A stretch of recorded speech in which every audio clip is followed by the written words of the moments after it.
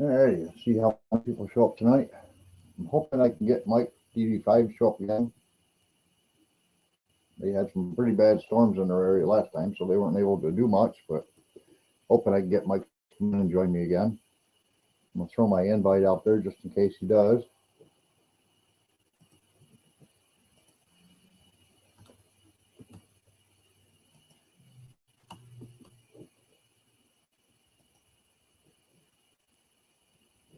There we go.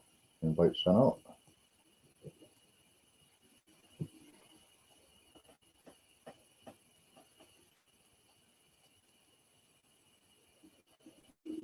Well, you should pop in, introduce yourself so I know who I'm talking with. Hi, Lenny. Okay, how are we doing?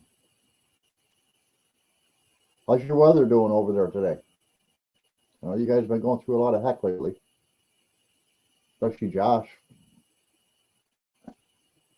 Mr. Spanky. They've been getting a lot of help from other channels and stuff, which is good. And I heard there was a bunch of channels on their way over to help them out some more. I don't know who all is going, but I heard they had some people on their way to Oklahoma to help out. And I'm pretty sure there's a lot of people in that area, like they have in Arkansas as well, that are going to step up and try to help them out some too.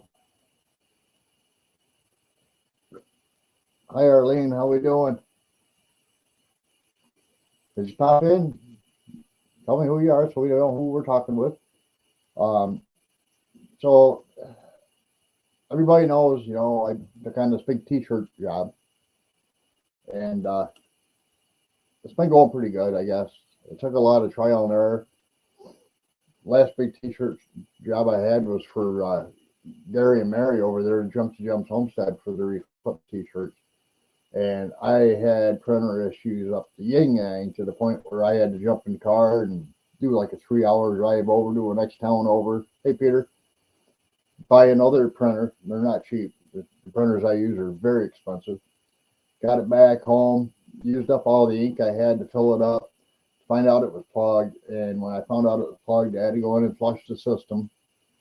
And of course, that uses more ink, so that cut my ink supplies down real low. Thank God I have Amazon Prime. So I was able to reach out and say, hey, I need sublimation ink. I need these maintenance tanks that go onto these printers. I need a cleaning kit for these printers. I need this. I need that. And about $1,000 later, I had a printer printing. And when I took this job on, that new printer didn't want to work. And my old printer still didn't want to work. So I went through and I cleaned both of them. The new printer still doesn't seem to want to work properly, but the old printer did. So I'm like, all right, content. I got one printer running. That's good. Out of two, that's not very good odds. But like any printer, if you don't use it on like a regular basis, like every couple of days or whatever, hi Charlene, the printers, the ink will plug up on them. And the sublimation ink that I use is different than like the ink that comes with the printer that you just print on paper with. So when that plugs up, that stuff turns into like a blood clot. You have to really flush the system out in order to get it out of them. But I got it going, and I'll give you a preview. This is the shirt I've been printing. This is for a benefit jamboree for a fellow that has cancer, and it's being done by a lot of the local rock bands and stuff. They're doing all of it. Lynn, how do you get one of the Junk to Gem shirts? To be honest with you, you'd have to ask Gary and Mary. I know they're selling them. I think they have a PayPal account set up for them or something like that. But you can reach out to them at jumptogems3@gmail.com. Or if you want, I can give you his phone number. No, I can't do that. I wish I could. I do have it, but I wish I could. But yeah, jumptogems3@gmail.com. They do have PayPal set up for it, and they'll make it right with you if you want to order shirts or whatever. They're selling both the Eclipse shirt, and then they're also selling another one that is just with their big logo on the back of it, and of course YouTube on the sleeve and whatnot. So you get some options there for them. And I think they got coffee mugs. I think they might have a web page set up for it by now, I would imagine, but I'm not positive on that. For doing merch, it makes sense to set up a web page for it, but I don't know if they actually have one set up yet or not. You'd have to talk to them. But yeah, Jump to Gems 3. Okay, I'll just type it in. That way everybody has it here.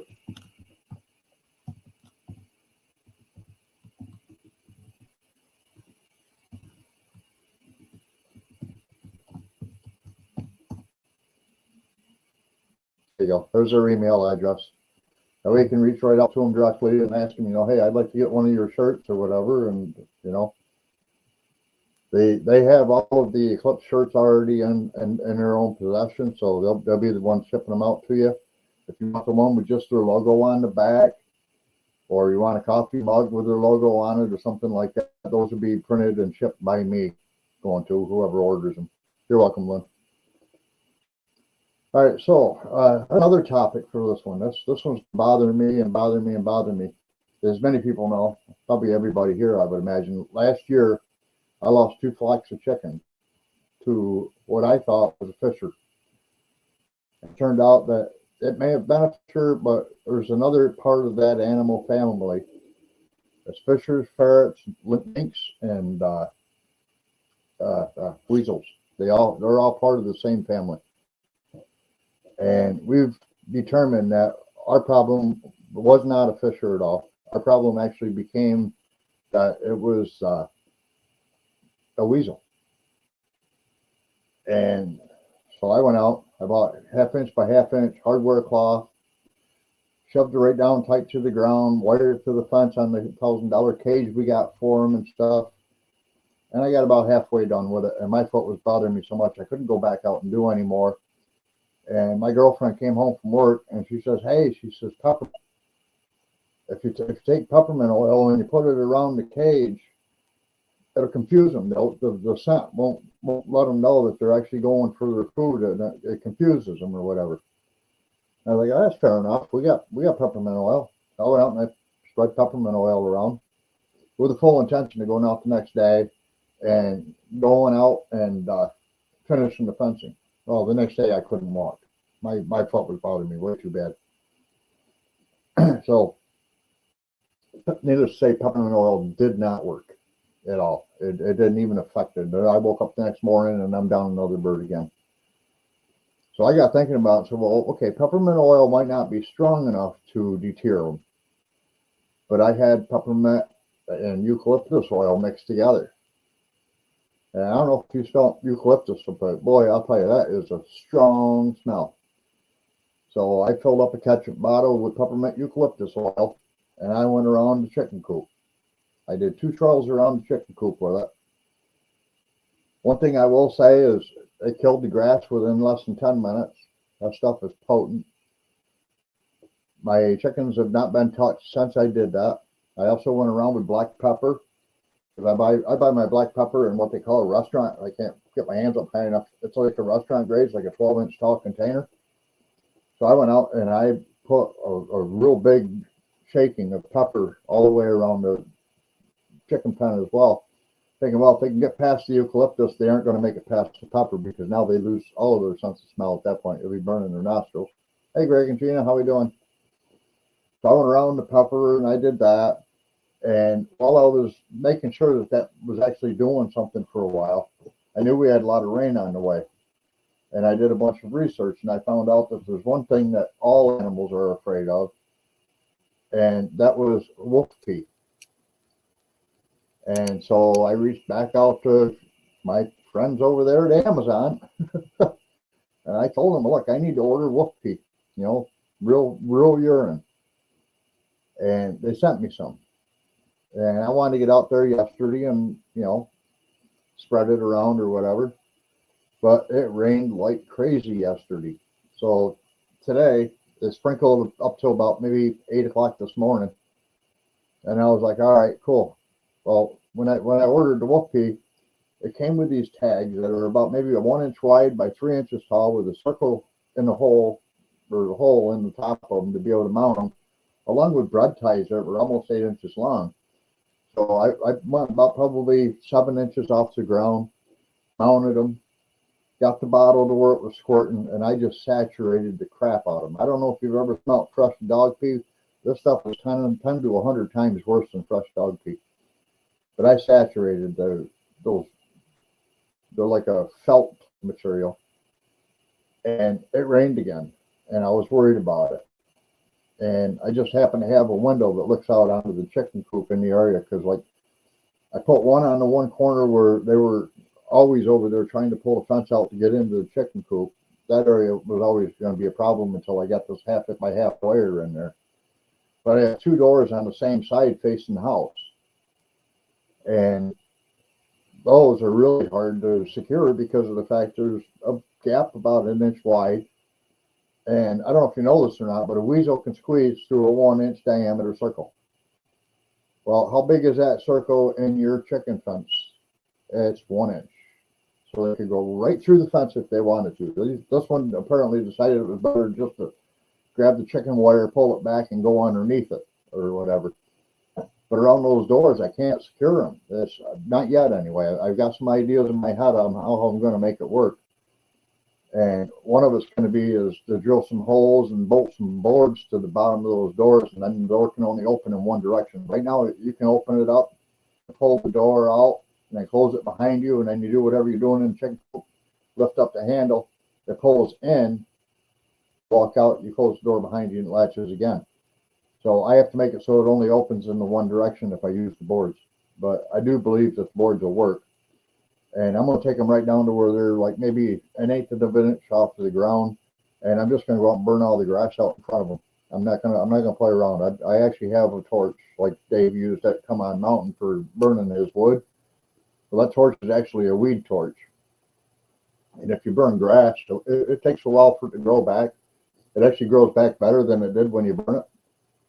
But I'm actually thinking about going out there and just burning the grass in front of both of the doors. I only really mainly use one door to go in and feed them, and clean off the coop and whatnot. But the other door has been handy. So I'm thinking about doing it on both doors. And then running a 1/2-inch wire from the top of that piece of wood up to, I think it's 2 feet tall or something like that. What I learned is these things can climb. They're very avid climbers. And so me putting this 1/2-inch by 1/2-inch on there, all it's doing is stopping them from having a bird and dragging it out of the coop, because they can't pick it up that 2 feet and get it through the holes in the cage or whatnot, or through the chicken coop wire. The chicken coop wire actually goes up 4 feet. So basically, I would be making it stuck into the cage, but that's okay with me. I don't care. If I find out it's in the cage and I got a chicken out there raising cane and I hear it, well, I'm coming back in and grabbing a gun and going back out and looking for it, because I don't want it in my yard. They say they're protected, and I say, not under my watch. There, I don't care. They're supposed to be really good for controlling rats and mice and all this other stuff. Well, that's all fine and dandy. So is a cat. I don't like cats, but I'll take a house cat over a weasel any day of the week. And speaking of stuff like that, one of the other things that I've been researching, and this is thanks to Mike and Lissa over the Drift and Dreamers 5, is the Great Pyrenees dogs. And so I said, well, do I have a local breeder of Great Pyrenees dogs? I don't have a dog. And if I had one, I'd want one that would be like a livestock dog. And so I researched it, and I found out it would be a 2.5-hour drive to go to this breeder that's all they do is Great Pyrenees dogs. And they have 2 males and 1 female. All of them are 6 weeks old right now, ready to be, sold. And I'm like, okay, $450 a dog. And I'm thinking to myself, that's an awful lot to protect your chickens. Yeah, Greg and Gina, actually, I have the Premier One electric fence that you see a lot of people using, like Bobblehead Homestead uses the Premier One fences all the time. I have one of those, and the problem is it just doesn't put out enough voltage to stop anything from wanting to go through it. It may be because, like Jeff says, if you're running it off the solar charger, they're not really that strong of a charge, so that may be the issue. Maybe you need to have one that actually plugs into the wall. And I do have electricity. I have electricity out to the chicken coop for running the brooder heater and stuff like that. So I could do that. But I don't want to buy another electric fencer, and I don't want to put the fence back up, because if the fence is up and it's outside of where the chickens can get at, then I have to be able to get into it and go in and do grass cleanup and weed control and stuff. And I already spent over an hour mowing my lawn, not counting how much time I go around with weed eaters and stuff. So I really don't want to add more to it by doing that. I did think about it, though. I highly thought about getting just a regular electric fence wire and doing about 2 inches over the top of the ground. You know, get the spikes with the insulator on top, where you drive it down into the ground. It leaves the wire about 2 inches above the ground. Because when you see a fisher walk, they actually walk like an inchworm.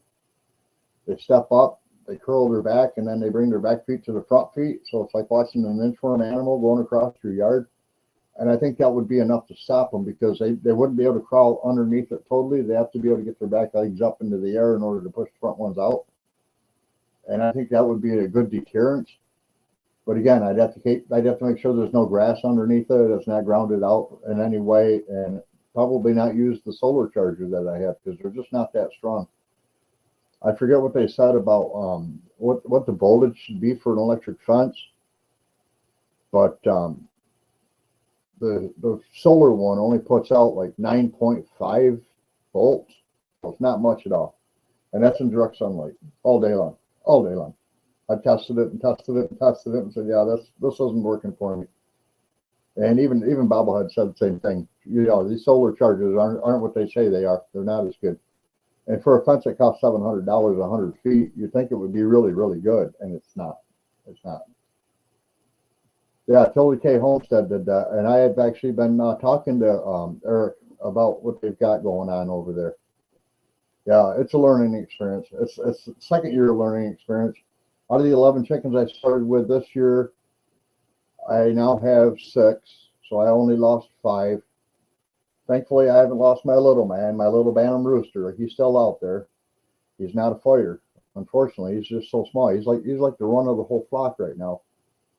And so my game plan is that this weekend, tomorrow, Mother's Day, before I take my mom and my brother and I take my mom and my girlfriend out to eat, I'm going to the local tractor supply store, and they're having a pet sale and swap.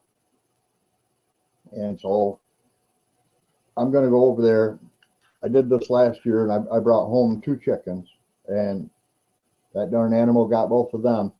But I'm going back over, and I'm going to be looking again this year, see what's available. And I think I may be looking for 1 or 2 hens and possibly a big rooster. I want a rooster that, you know, defends the ladies. My little man ain't that defender. He's so small that I think if he got the ladies mad enough, he'd probably get stomped down and killed by them. So I'm thinking that I'm gonna probably get a big rooster. And if I don't see anything there this Sunday, then the following Saturday, they have the same thing going on at a friend of mine's house. And if I can't find anything there, then the following Saturday, or following Sunday, there's Sundays. The following Sunday, there's another one going on in a local town. And of course, they're all run by the same group. So most of the time, it's always the same people that go to them or whatever. But they bring different animals every time they go. I actually bought a pet carrier to be able to go and maybe buy 1 or 2 chickens and fit them in there. It's the size for a 20-pound dog. So I wouldn't want to try stuff 3 of them in there, because to me, a 20-pound dog is like a chihuahua. It's not a huge cage, but it's a collapsible one, and that's what I want. It's something that's collapsible.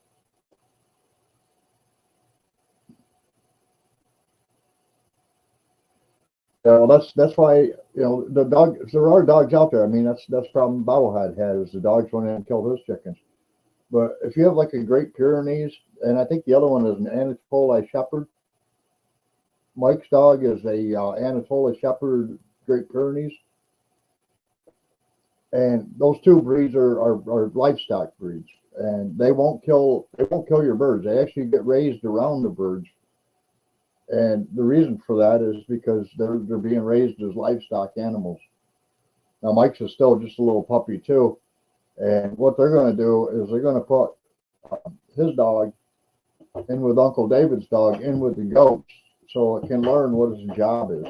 And I think that's a great idea. I think anybody that has a dog that's going to try to raise the dog and have animals too needs to kind of raise the animals around the dog so they're all used to each other.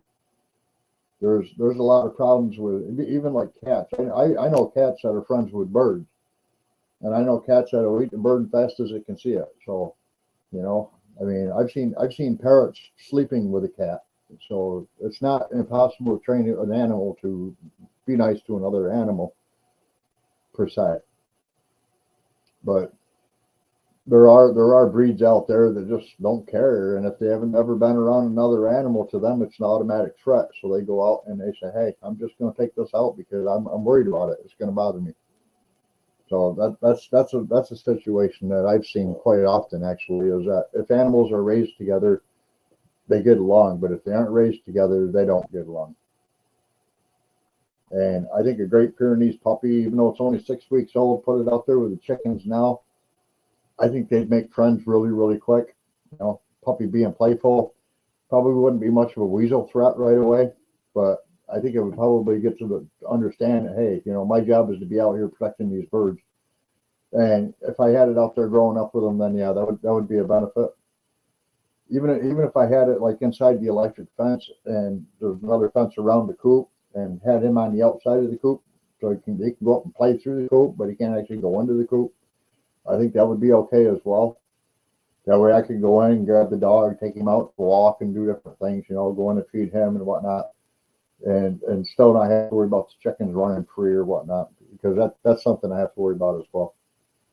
That's one thing I will say. My chickens don't try to run out of the coop or out of the caged in area. But one thing they won't do now, and I think I know why, is they won't go into the coop at night and sleep. My thinking is because it's got an automatic door on it, you know, dusk till dawn, and the sun comes out, the door goes up, the sun goes down, the door goes down. I think they may have all been in that coop, and when it got close to morning time, they were all standing at that door. And then when the door opened up, hey, whoa, surprise! There's your problem. The weasel sitting on the ramp getting out of the coop. I believe that to be the case, because they will not go in that coop. I've tried and tried and tried. I went in, I cleaned the coop. I put new food in there. I put them nice cold water in there. I did everything I could. I even took them off the roosting bar and set them back into the coop at night. You know, hold a flashlight over the door to keep it open, grab the bird off the roost, stick it into the coop. Before I could grab the next one, that one's back out and back up on the roosting bar again. So I think that's what happened. I think that weasel actually did a surprise attack in the morning on them. So when the door opened, that was their surprise attack. And I think that's why they just refuse to go back into that coop. They don't want to be surprised like that again in the morning. Well, I just realized I needed to get another shirt. I didn't know my elbow was worn out. That's pretty wild. I've been wearing this shirt all day long and didn't notice that. But yeah, so I mean, I don't know. It's just one of those things, you know. You live and you learn, and like every homesteader will tell you, you'll always lose some animals regardless of what you do. I've had people tell me, well, if you let them free range, the weasel wouldn't stand as much of a chance. Well, yes and no, that's not really true at all times. The weasels don't have the ability to really jump, but they can stand up on their hind legs, which is about 2 feet long on a bigger one. So, you know, if your chicken can't fly more than 2 feet high, it's not going to make it. So I don't know. I actually thought about letting them free range because we do have a tick problem around here, and that would help. That would help everything go for. Rather than spraying for ticks, I could just let the chickens out into the yard and let them deal with them. But I don't know.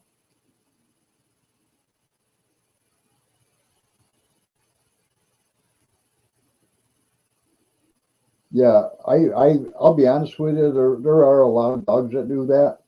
We had a Doberman Shepherd that every night before she went to bed, she had to walk into every room and every floor of my parents' house and make sure there wasn't anybody in there that didn't belong, or she would lay down and go to bed.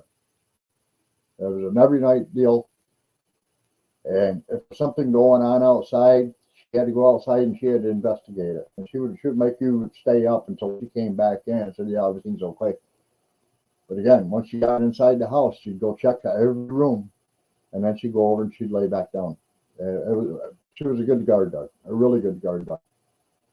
And my brother, because it was his dog to begin with, thought he'd be smart because he used to play with the dog when it was a puppy with the flashlight on the floor kind of thing. And the dog would always be biting at the floor, trying to bite the light. So he thought he'd be smart. And he stood outside of his bedroom window one night with a flashlight. And he started shining it through the bedroom. And the dog seen the light.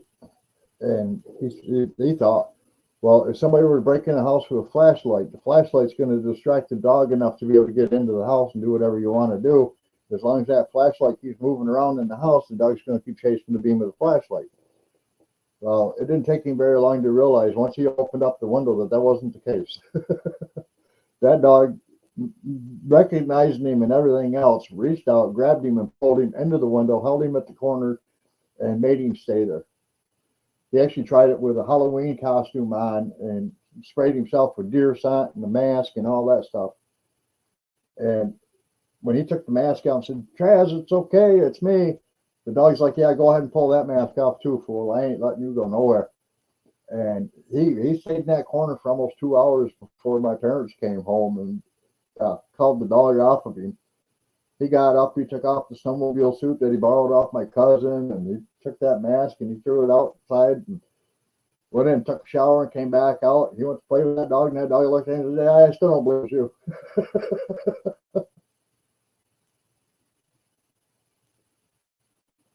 That's just typical. But some animals are very protective animals. Some are very protective for people. Some are very protective for other animals. Sometimes you get a good one. Sometimes you get a bad one. You know, I mean, a lot of it goes on how are they raised. That was one thing we learned with the Doberman a long time ago was if you raise a Doberman and you beat that dog a lot, you're going to have a mean dog that doesn't trust you, and it'll never protect you. It might even side with somebody else who's going to beat you up because, hey, you did it to the dog dog's letting you get your payback from somebody else or whatever. And also with Dobermans, as they get older, there's something with their mind. They revert back to how they were raised when they were younger. So if you beat them when they were young, they might be a good dog and up until their older age. And then all of a sudden, now they're going to be really super mean at you just because you weren't nice to them at the beginning. Or maybe it wasn't you. Maybe it was the person that raised them when they were a puppy or whatever. Yeah, most dogs are that way. Not every dog, though. There's a lot of them that are just, okay, I don't care. You know, English Bulldog is a good example. An English Bulldog, if you roughhouse that dog all the time it's growing up, when it gets older, it's just like, no, I'm tired. I'm going to lay down. I'm going to just sit here and have my teeth sticking out of my jaw and watch you do whatever stupid thing you do, but I'm not going to attack you because, you know, life goes on and I'm old. I'm just done with you, you know. But yeah, there are a lot of dogs that are that way, though. German Shepherds are that way.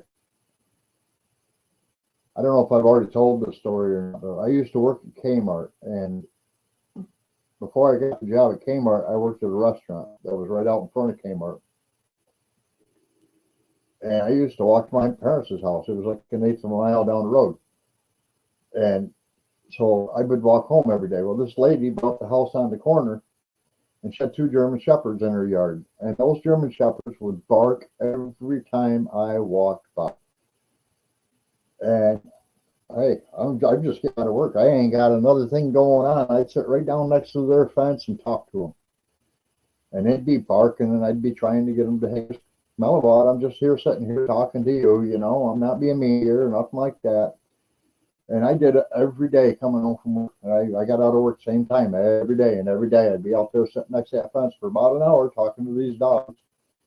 And after a while, they got to the point where I'd walk down the road.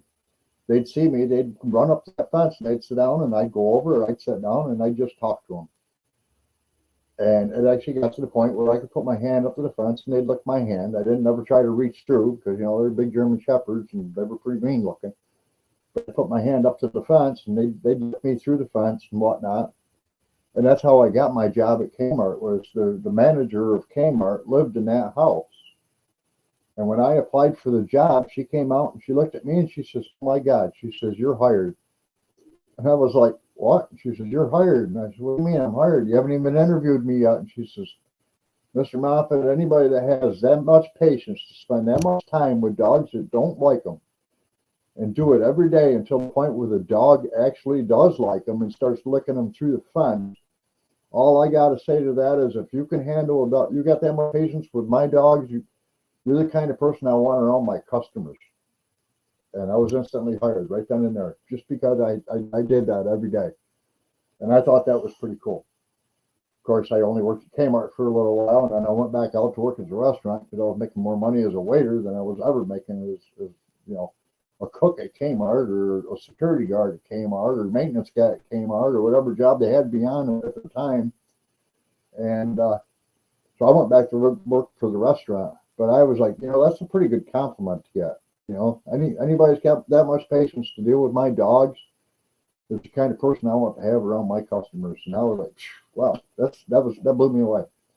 I mean, I know I'm a nice guy, but I never would have thought that part would have played out. I mean, that was pretty special. Well, I was kind of hoping that we were going to see Drifting Dreamers 5 might come back in tonight. I haven't talked to him, so I don't know. But I was hoping he was going to come back on tonight and give some more information about what all they have going on at the River Valley meetup this next weekend. I worked at the one right here in Cortland. It's no longer. Once Walmart opened up, Kmart closed down. But I was the one right here in Cortland County. Cortland County, Cortland, New York. It's a River Valley meetup.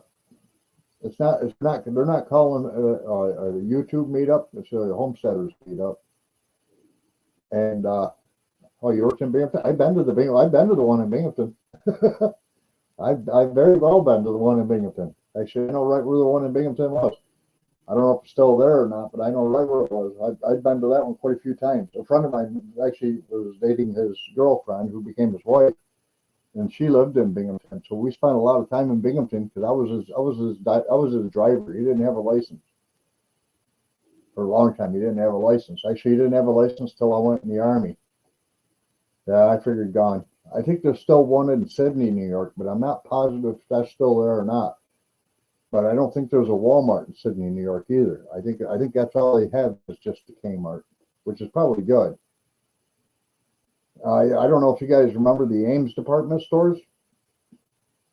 We had one in Cortland many years ago, and we're talking about bringing Ames back. Hi, Dolores. How we doing? We're talking about bringing the Ames department store back to Cortland. And from what I've been hearing, they're actually wanting to move into the old Kmart building. And I'm thinking that Ames must be doing something right if they think they can compete against Walmart. But Walmart gets a pretty bad rap on how they treat their help and how they pay their help and stuff. So maybe they just have a better way of treating their employees that makes them think that they're going to be able to do it all up. I'm not real sure how that works. All right, guys. I'm not going to stay on late tonight. I spent a long day for me. Still got some more shirts I got to work on. I'm going to try to get this whole order done by tomorrow. That way I can call the guy up and say, okay, your shirts are all done. Come pay me, pick them up. And this is something that's going on for next Saturday. It's a big event, and they're going to be advertising for me. So if I go, that's all fine and dandy. But if I don't go, they're going to have one of my signs for the print shop that they're going to mount right in front of the band stage so that everybody knows where the merchandise is coming from. And they're going to talk me up while they're up on stage. But I may go. Just not where I'm going. I don't even know where it's at right now, to be honest with you. I have to wait till I pick the shirt up to find out. But yeah, I want to get the rest of these shirts going again because I still got to do both sleeves on all the shirts, and they added more to the order last night, so I got to work on that. And then yeah, so everybody, I hope you have the rest of the week a good weekend. Have a great Mother's Day to all you mothers out there. And all you other kind of mothers, you know, hey, treat the other one better. Yeah, thank you, Lynn. You guys, we'll catch y'all later. Peace out.